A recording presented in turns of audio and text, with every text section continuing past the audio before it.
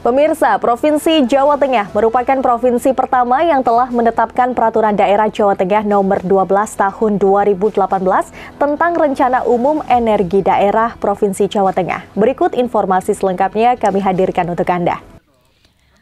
Energi yang merupakan kebutuhan dasar bagi rakyat Indonesia. Dengan semakin bertambahnya jumlah penduduk, maka kebutuhan energi nasional khususnya di Jawa Tengah juga terus meningkat. Untuk itu diperlukan strategi yang baik guna menyiapkan kebutuhan energi di masa depan. Salah satunya melalui pemanfaatan energi baru terbarukan.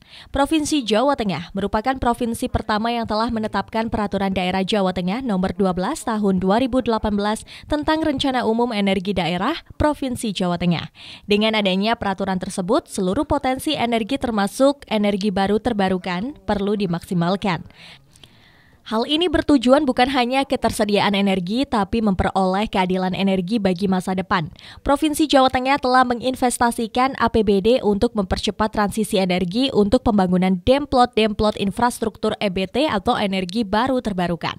Sejak tahun 2018 hingga 2022, investasi APBD Jawa Tengah untuk sektor EBT infrastruktur yang dibangun ialah biogas, PLTMH dan PLTS atap untuk gedung pemerintah, UMKM, pondok pesantren, dan SMK. Kota Pekalongan yang telah memiliki sejarah banjir dan rob setiap tahunnya yang saat ini diperparah dengan fenomena perubahan iklim telah menimbulkan berbagai dampak. Antara lain, memanasnya suhu bumi dan naiknya permukaan air laut. Selain itu, perubahan iklim juga membuat pola curah hujan berubah. Akibatnya, bencana alam menjadi lebih sering terjadi dengan tingkat keparahan yang lebih tinggi. Dampak banjir Kota Pekalongan diantaranya kehilangan aset, infrastruktur, dan mata pencarian. Meskipun dampak perubahan iklim sangat signifikan bagi kehidupan masyarakat di Kota Pekalongan, akan tetapi pemerintah tetap menyiapkan strategi, melakukan mitigasi, serta menyiapkan masyarakat untuk melakukan adaptasi terhadap dampaknya yang melibatkan seluruh pemangku kepentingan dan menerapkan teknologi-teknologi yang adaptif. Sejumlah strategi adaptasi pun disiapkan pemerintah agar potensi kerusakan yang ditimbulkan akibat perubahan iklim bisa berkurang dan bisa diatasi. Adaptasi yang dilakukan bertujuan untuk menciptakan masyarakat dan ekosistem yang berketahanan terhadap resiko dan dampak perubahan iklim. Provinsi Jawa Tengah melalui Dinas Energi dan Sumber Daya Mineral Provinsi ikut mengambil peran dalam upaya adaptasi terhadap perubahan iklim di Kota Pekalongan sesuai tupoksi yang dimiliki, yaitu terkait penyediaan energi yang berkelanjutan melalui cabang Dinas ESDM Wilayah Serayu Utara sebagai kepanjangan tangan Dinas ESDM Provinsi Jawa Tengah telah menginventarisasi potensi EBT yang ada di wilayah Kota Pekalongan. Potensi di wilayah Kota Pekalongan meliputi limbah kotoran ternak sapi serta limbah tahu atau tempe yang tersebar di beberapa wilayah di Kota Pekalongan yang dapat dimanfaatkan menjadi sumber energi digester biogas.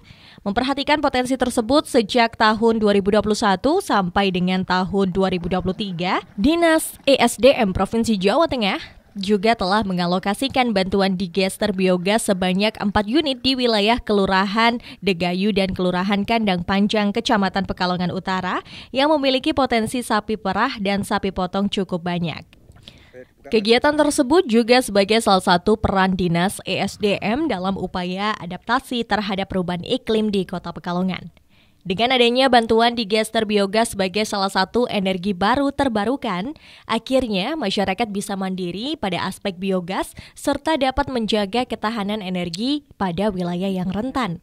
Sejumlah rumah tangga mulai bebas dari pembelian gas LPG. Di satu sisi, ternak menghasilkan daging dan susu, kotorannya sekarang lebih cepat dan menghasilkan gas yang bisa dipakai untuk memasak. Yang artinya, limbahnya sekarang bisa diolah, tidak berbau, sungai bersih, dan bisa menghasilkan energi. Cabang Dinas ESDM Wilayah Serayu Utara komitmen untuk mengatasi limbahnya dan menimbulkan daya manfaat yang lebih baik untuk masyarakat. Kebijakan pembangunan EBT tersebut selain mengajak masyarakat untuk adaptasi terhadap perubahan iklim, juga menjadi satu strategi dalam melakukan mitigasi perubahan iklim, yaitu mengurangi emisi gas rumah kaca sesuai dengan Peraturan Gubernur Nomor 43 Tahun 2012 tentang Rencana Aksi Daerah Gas Rumah Kaca. Energi merupakan kebutuhan dasar manusia yang kebutuhannya akan semakin meningkat seiring dengan bertambahnya populasi manusia. Untuk itu, dibutuhkan strategi yang tepat agar ke depan pemanfaatan energi ini bisa berimbang dan dengan memanfaatkan energi baru terbarukan.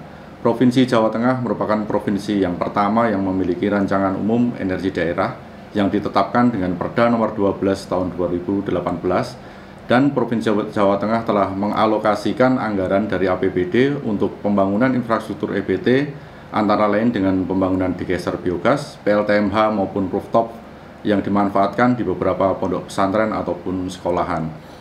Cabang Dinas ESDM wilayah Serayu Utara, di mana wilayah administrasinya di Kabupaten Pekalongan, Kota Pekalongan dan Kabupaten Batang, telah melaksanakan pembangunan infrastruktur EBT dari tahun 2021 sampai 2023 sebanyak 51 unit dan telah bisa dimanfaatkan oleh 143 KK, dan di tahun 2023 kemarin kita membangun digester biogas di Kota Pekalongan sebanyak 4 unit. Kebijakan pembangunan infrastruktur EBT ini selain untuk mengajak masyarakat dalam pemanfaatan energi baru terbarukan, juga untuk mengurangi efek dari gas rumah kaca sebagaimana telah dituangkan dalam Peraturan Gubernur Nomor 43 Tahun 2012 tentang Rencana Aksi Daerah Gas Rumah Kaca. Dan harapannya dengan pembangunan infrastruktur EBT ini adalah untuk menjadikan semangat atau pendorong bagi masyarakat dalam pemanfaatan EBT untuk penghematan energi yang berasal dari fosil. Demikian, terima kasih. Sementara salah satu peternak sapi di Kota Pekalongan yang menjadi salah satu lokasi EBT mengaku senang bisa diperhatikan oleh pemerintah Provinsi Jawa Tengah melalui cabang Dinas ESDM wilayah Serayu Utara ini. Dirinya kini bisa mengolah kotoran dari ternak sapi yang dulunya dibuang begitu saja, kini bisa menghasilkan energi yang bisa dirasakan manfaatnya oleh banyak orang seperti untuk memasak, menanak nasi, dan kebutuhan rumah tangga lainnya. Pak Joko, dengan adanya pemanfaatan biogas ini Pak sebagai peternak, gimana Pak tanggapannya Pak? Ya, kami sebagai peternak merasa bersyukur.